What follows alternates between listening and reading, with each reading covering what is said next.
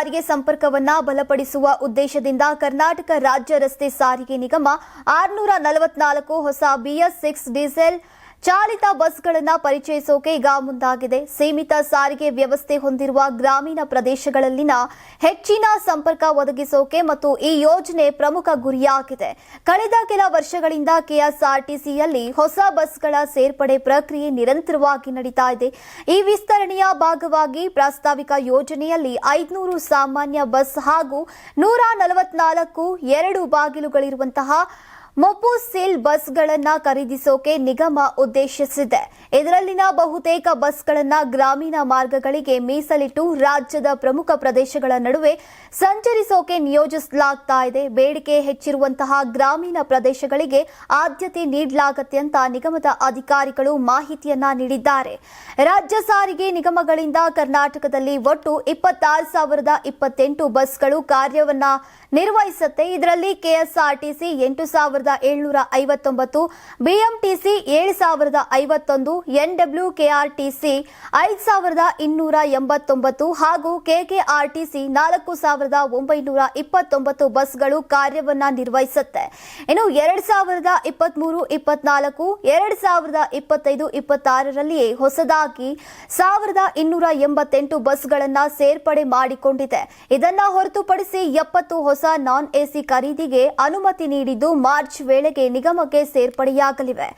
ಈಗಾಗಲೇ ಸೇರ್ಪಡೆಯಾಗಿರುವಂತಹ ಬಹುತೇಕ ಬಸ್ಗಳು ನಗರದ ಪ್ರದೇಶಗಳಿಗೆ ಸೀಮಿತವಾಗಿದೆ. ಕರ್ನಾಟಕ ರಾಜ್ಯ ರಸ್ತೆ ಸಾರಿಗೆ ಸಂಸ್ಥೆಯ ಕೆಲ ಆಯ್ಕೆ ಮಾರ್ಗಗಳ ಬಸ್ ಪ್ರಯಾಣ ದರದಲ್ಲಿ ಈಗ 5% 15% ರಿಯಾಯಿತಿಯನ್ನ ಘೋಷಿಸಲಾಗಿದೆ. ಬೆಂಗಳೂರಿನಿಂದ ಮಂಗಳೂರು, ಕುಂದಾಪುರ, ಉಡುಪಿ, ಧರ್ಮಸ್ಥಳ, ಕುಕ್ಕೆ ಸುಬ್ರಹ್ಮಣ್ಯ, ಪುತ್ತೂರು, ಮಡಿಕೇರಿ, ದಾವಣಗೆರೆ, ಶಿವಮೊಗ್ಗ, ಚೆನ್ನೈ, ಹೈದರಾಬಾದ್, ತಿರುಪತಿ, ಮಂತ್ರಾಲಯ, ಮುಂಬೈ, ವಿಜಯವಾಡ, ಎರ್ನಾಕುಲಂ, ಮಧುರೈ, ಕೊಯಂಬತ್ತೂರು ಮಾರ್ಗಗಳಲ್ಲಿ ರಿಯಾಯಿತಿಯನ್ನ ನೀಡಿದೆ. ಸಂಕ್ರಾಂತಿ ಹಬ್ಬದ ಪ್ರಯುಕ್ತ ಆಡ್6 ಮತ್ತು ಕರ್ನಾಟಕ ಟಿವಿ ವತಿಯಿಂದ ರಾಜ್ಯ ಮಟ್ಟದ ಸಂಕ್ರಾಂತಿ ರಂಗೋಲಿ ಸ್ಪರ್ಧೆ. ಕಾರ್ಯಕ್ರಮದ presenting sponsor Saptagiri NPS university. Associate sponsor Jeeni slim. Jeeni ಮನೆಯಲ್ಲಿದ್ರೆ ನೀವು ಸ್ಲಿಮ್ ಆಗೋದು guarantee. Co sponsor Nandana palace, legendary Andhra restaurant chain. KMF Nandini, ನಮ್ಮ ನಂದಿನಿ ನಮ್ಮ ಹೆಮ್ಮೆ. KSDL ಮೈಸೂರು ಸ್ಯಾಂಡಲ್ 100% ಶುದ್ಧ ಶ್ರೀಗಂಧದ ಎಣ್ಣೆಯಿಂದ ತಯಾರಿಸಿದ ಏಕೈಕ ಸಾಬೂನು. ಶ್ರೀ ಸಾಯಿ ಗೋಲ್ಡ್ ಪ್ಯಾಲೇಸ್, ನಿಮ್ಮ ವಿಶೇಷ ಸಂದರ್ಭಗಳ ಸಂಗಾತಿ.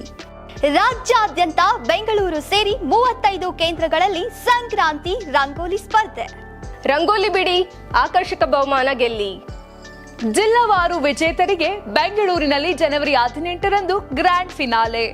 ಅರ್ಹತಾ ಸುತ್ತಿನ ಮೊದಲ ಬಹುಮಾನ 5,000 ರೂಪಾಯಿ, ದ್ವಿತೀಯ ಬಹುಮಾನ 3,000 ರೂಪಾಯಿ, ತೃತೀಯ ಬಹುಮಾನ 2,000 ರೂಪಾಯಿ, ಫಿನಾಲೆಯ ಮೊದಲ ಬಹುಮಾನ 30,000 ರೂಪಾಯಿ, ದ್ವಿತೀಯ ಬಹುಮಾನ 20,000 ರೂಪಾಯಿ, ತೃತೀಯ ಬಹುಮಾನ 10,000 ರೂಪಾಯಿ.